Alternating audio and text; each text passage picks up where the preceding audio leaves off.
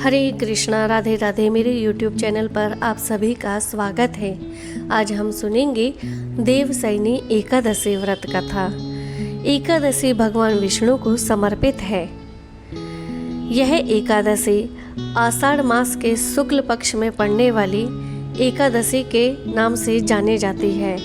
इस एकादशी का नाम पद्म एकादशी भी है, देवशयनी एकादशी भी है और हरिशयनी एकादशी भी है।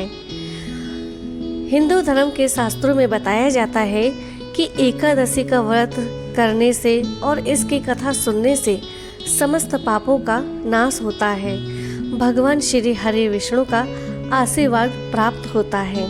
आइए शुरू करते हैं।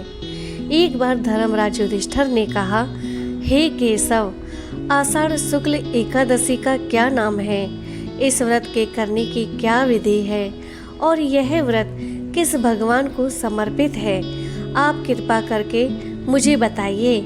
इस पर भगवान श्री कृष्ण कहने लगे कि हे युधिष्ठिर, इस कथा को ब्रह्मा जी ने नारद जी से कहा था, वही मैं आज तुमसे कहता हूँ, सो तुम इसे ध्यान से सुनो। एक समय नारद जी ने ब्रह्मा जी से यही प्रश्न किया था। तब ब्रह्मा जी ने उत्तर दिया कि हे नारद, तुमने कलियुगी जीवों के उद्धार के लिए बहुत उत्तम प्रश्न किया है, क्योंकि देवशयनी एकादशी का व्रत सब व्रतों में उत्तम है। इस व्रत से समस्त पाप नष्ट हो जाते हैं और जो मनुष्य इस व्रत को नहीं करते वह नरकगामी होते हैं। इस व्रत के करने से भगवान विष्णु प्रसन्न होते हैं। इस एकादशी का नाम पद्म एकादशी है। अब मैं तुमसे एक पौराणिक कथा कहता हूँ, तुम मन लगाकर ध्यान से सुनो। सूर्यवंश में माधांता नाम का एक चक्रवर्ती राजा हुआ, जो सत्यवादी और महान प्रतापी था।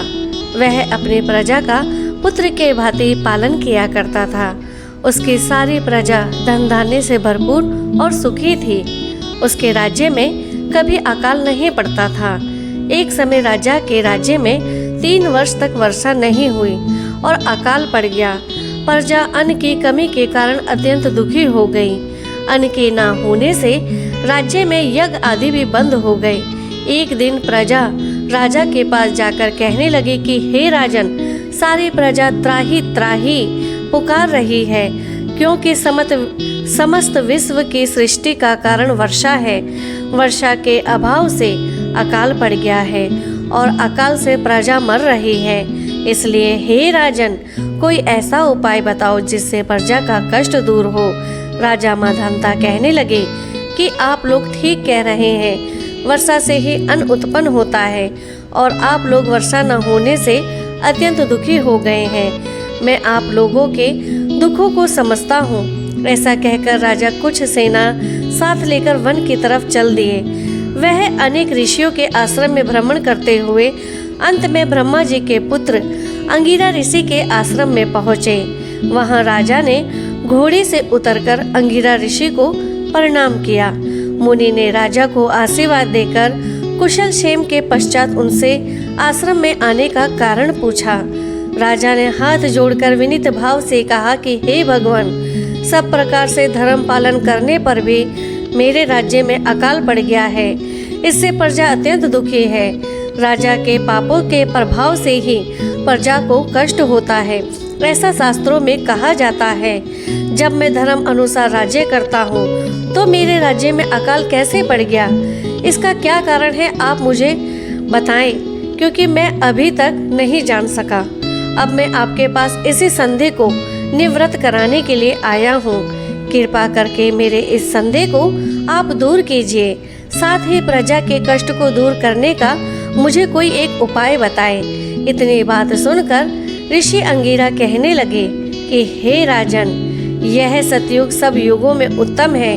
इसमें धर्म को चारों चरण सम्मिलित है, अर्थात इस युग में धर्म की सबसे अधिक उन्नति है।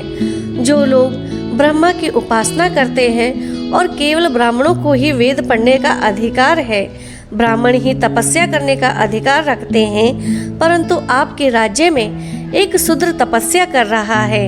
इसी दोष के कारण आपके राज्य में वर्षा नहीं हो रही है।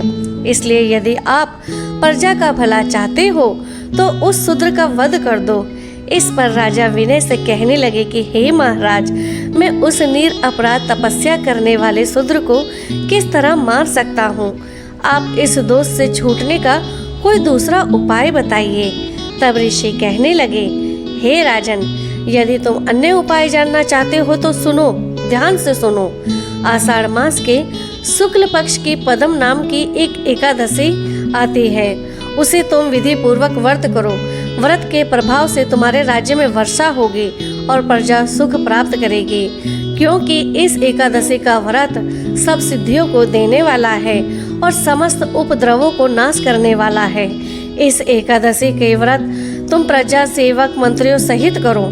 मुनि के इस वचन को सुनकर राजा अपने नगर को वापस आया और उसने विधि पूर्वक पदम एकादशी का व्रत किया। उस व्रत के प्रभाव से वर्षा हुई और राजा को और प्रजा को सुख पहुंचा। अतः इस मास की एकादशी का व्रत सब मनुष्य को करना चाहिए। यह व्रत इस लोक में भोग और परलोक में मुक्ति देने वाला है। इस कथा को पढ़ने और सुनने से मनुष्य के समस्त पाप नष्ट हो जाते हैं। तो यह थी पद्म हरिशयनी देवशयनी एकादशी व्रत कथा। इस कथा को ज़्यादा से ज़्यादा अपने दोस्तों में शेयर जरूर करें, क्योंकि धर्म बढ़ाने से बढ़ता है। हमारा सनातन धर्म की सदा ही जय हो और इस धर्म को आगे बढ़ाने के लिए हमें इस प्रचार को ज़्यादा से ज़्यादा फैलाना चाहिए। हरिशयनी एकादशी व्रत कथा सुनने से समस्त पापों का नाश भी होता है और भगवान विष्णु और माँ लक्ष्मी की असीम कृपा भी मिलती है। इस कथा को बोलने में अगर मुझसे कोई त्रुटि, कोई गलती, कोई अपराध हुआ है तो उसके लिए मैं भगवान विष्णु और माँ लक्ष्मी से क्षमा चाहती हूँ और आप सभी भक्तजनों से भी क्षमा चाहती हूँ। इसी के साथ आप सभी से विदा चाहती हूँ। कमेंट बॉक्स में श्री हरि जरूर लिखें।